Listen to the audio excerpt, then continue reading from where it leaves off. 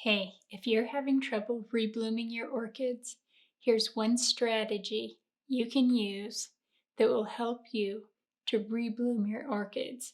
That way, instead of just looking at unruly roots and new leaves, you'll be able to see flowers. To successfully rebloom your orchids, you'll need to know the temperature requirements of your orchid and then be able to provide those temperatures. The most important suggestion I have for you is to find out what temperatures you can reasonably provide for your orchids, and then before buying the orchid, ask the seller what the temperature requirements are for that orchid. That way you'll save yourself lots of money and you'll be able to concentrate on orchids that you can reasonably provide the temperatures that they require. Orchids fall into three main growing categories. This includes warm growers, intermediate growers, and cool growing orchids. Warm growing orchids prefer summer highs around 85 degrees and winter lows between 65 and 70. Intermediate growing orchids need summer high temperatures in the low 80s and winter lows in the upper 50s, low 60s. Cool growing orchids need temperatures just below 80 degrees in the summertime and winter lows around 50 to 55 degrees. Also, to successfully rebloom, orchids require about a 10 to 15 degree temperature drop at night. To imagine this, just think about how naturally it cools off in the evening and then the sun comes up and the temperatures climb and then gradually decrease. It's the same way for our orchids. When thinking about the three broad categories of orchid growing conditions, it's helpful to think about where these orchids originate from. For example, warm growing orchids are native to tropical sea level climates, where intermediate growing orchids are native to subtropical climates. And cool growing orchids are from high altitude, cool cloud forests. So because orchids do need that 10 to 15 degree temperature drop at night, here's a few tips on how to achieve that. One easy way is simply, if the weather permits, is to crack a window at night. Another way you can achieve this is to lower your thermostat at night, and if weather permits, you can take your orchids outside for the summer. If you grow your orchids in a greenhouse and have heating and cooling installed, then you don't have to worry so much about providing proper temperatures, unless, of course, the power goes out. One advantage to growing orchids indoors is that your orchids are much less likely to experience frost damage. Let's talk about how to protect our orchids from heat and cold damage because they are susceptible to both. One thing to keep in mind is that orchid leaves do sunburn easily.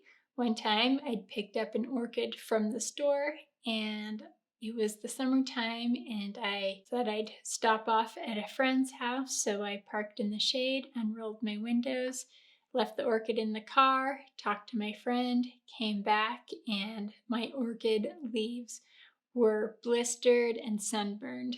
It wasn't long until the leaves had turned black and the leaf tissue was completely damaged and I had to remove those leaves. Thankfully, the orchid did recover, but I could have avoided all that trouble if I had just taken my orchid directly home and not exposed it to the unnecessary sun damage. Because even a few minutes of direct sunlight can damage orchid leaves, let's talk about a few ways that you can protect orchids from sun damage. If you grow your orchids outdoors or in a greenhouse, you can use a shade cloth. If you grow your orchids indoors, you can hang a sheer curtain that will help diffuse the sunlight. Another thing to remember is that water helps to prevent dehydration. So in hot summer months, it's a good idea to make sure your orchids are well hydrated. One helpful tool in growing orchids is to use a thermometer. If you grow other houseplants, this might sound a bit fanatical, but if you're really into growing orchids, it's just good practice. I use a humidistat. In fact, I use two humidistats in the room where I grow orchids. And my humidistat tracks both temperature and the humidity for my orchids. Another helpful tool is your fingers. Use your fingers to touch the orchid leaves. If the leaf feels hot, then it is too hot. And move your orchid to a cooler location or back away from the window until it cools off. It's also helpful to use a fan. When you use a fan, simply point the fan away from the orchid, because if the fan is pointed directly at the orchid, that can be very drying. If you grow orchids outdoors, before purchasing the orchid, simply make sure that the orchid you are growing is compatible with your outdoor temperatures. If not, see if those are temperatures that you can reasonably provide indoors. Otherwise, it might be a good idea to choose another orchid variety. Just like it's important to protect orchids from too much sun, it's also important to protect orchids from cold damage. Keep an eye on your outdoor temperatures if you grow outdoors. If you grow in a greenhouse, make sure that you have the thermostat properly set. Even indoor growers need to be aware of indoor temperatures. For example, some dendrobiums will drop all their leaves if the temperature drops below 65 degrees Fahrenheit. So here's what you can do to protect your orchids from cold damage. Just like orchids need extra water when it's hot, orchids do better if it's too cold, if they're a little dry, than if they're wet. Orchids in active growth, meaning they're growing new leaves or roots or buds, are more susceptible to cold damage than orchids that are not actively growing. You can temporarily enclose an orchid with plastic or bed sheets or even a freeze cloth to create a microclimate for your orchid. And if all else fails, the most reasonable option can be to move your orchid to a warmer location. If you can't do that, another thing you can do is to use Christmas lights. Use the regular incandescent, or I should say the older variety of incandescent Christmas lights rather than the LED lights, as the incandescent lights will create more heat than the LED lights, and that can add perhaps just a few degrees warmer to protect your orchid.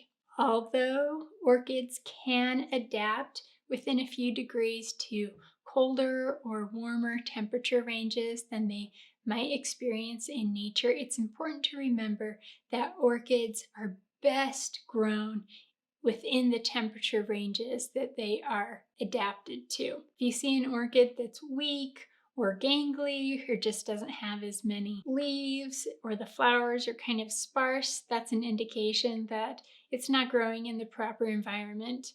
At the end of the day, it's really important to remember that all life, including orchids, perform best when grown within the temperature ranges that their enzyme functions and metabolisms are adapted to. Orchids depend on cues such as day length, rainfall, humidity, light intensity, and duration to signal when they should flower. When we can provide the most accurate signals to tell our orchid to flower with the right temperature ranges, then we're more likely to get our orchids to flower.